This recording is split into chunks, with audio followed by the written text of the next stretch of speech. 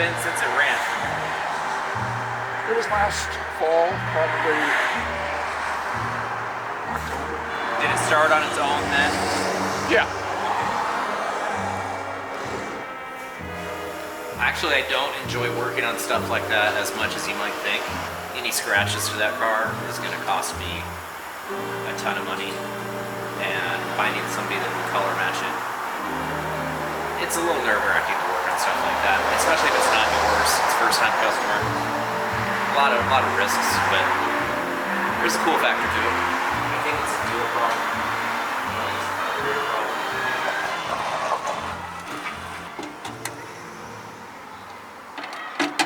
No, there's a pressure gauge on the rail. I wonder if I key on if it pressures up.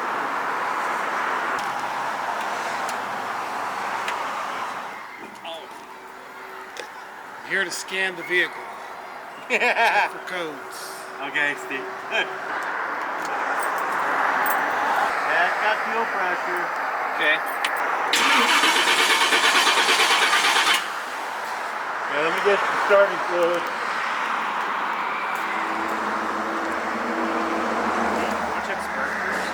Put the spark tester on it. Okay. Yeah. You off? Yeah. I just thought we'd try that before putting starting fluid to it. I don't want to risk a backfire.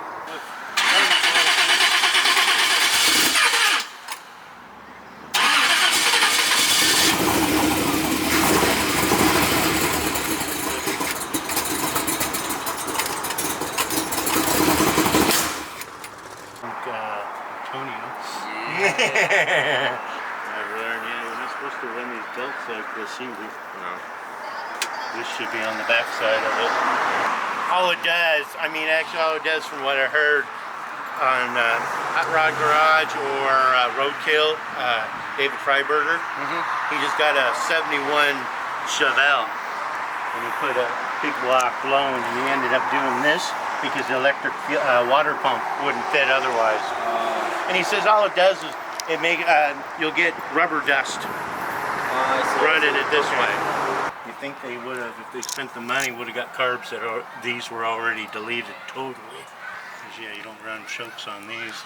That yeah, makes them a bitch to start up when they're cold.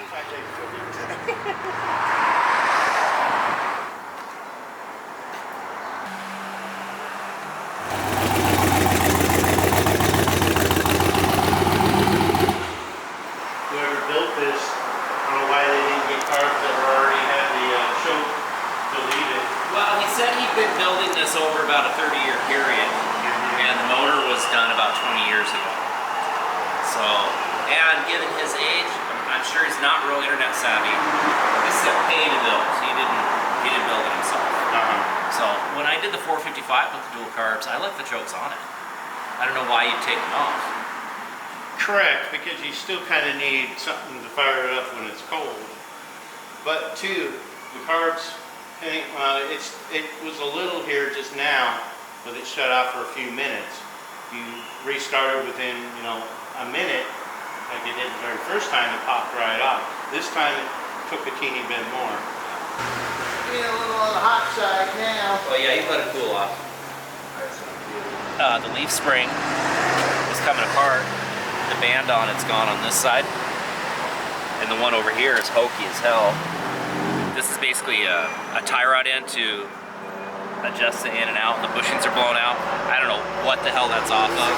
Somebody's built these lateral arms, and this bolt here is bent, so it's gonna break, because when you get on it, these big wide tires, it torques the rear end, and if you go over here to this side, you can see they've got mismatched hardware. This one's already bent. It's missing the little discs that help position it, and then on the bottom they've got a different mismatch bolt that's not even automotive grade. The angle of these lateral arms, it's just too far off, and it can't take the torque, and it's bending stuff. I don't know how to fix that. I'm not a fab shop, I'm just a repair shop. But then this engine, I mean, they say it's misfiring, and it's got a mismatched conglomeration of junk parts I mean, this looks like it was built off a Shucks Auto Supply showroom floor in 1990. But, I mean, it doesn't mean it's not a solid car and can't be. It just needs a lot of work to be safe. And a young driver, Grandpa, left it to the son, so that's interesting. As they're complaining, the hose is blowing off, but there's no overflow tank, no proper cooling shroud. It's no wonder the thing's overheating. There you go, sir, for that. Oh, you said this was easy. It is. Your definition of easy and my definition of easy are two different things.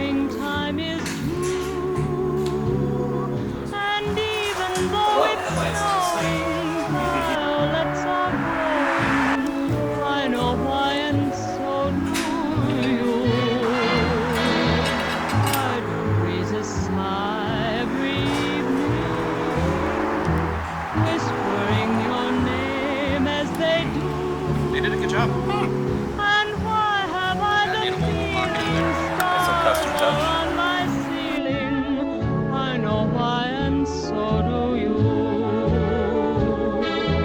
When you Turn the key on, wait a couple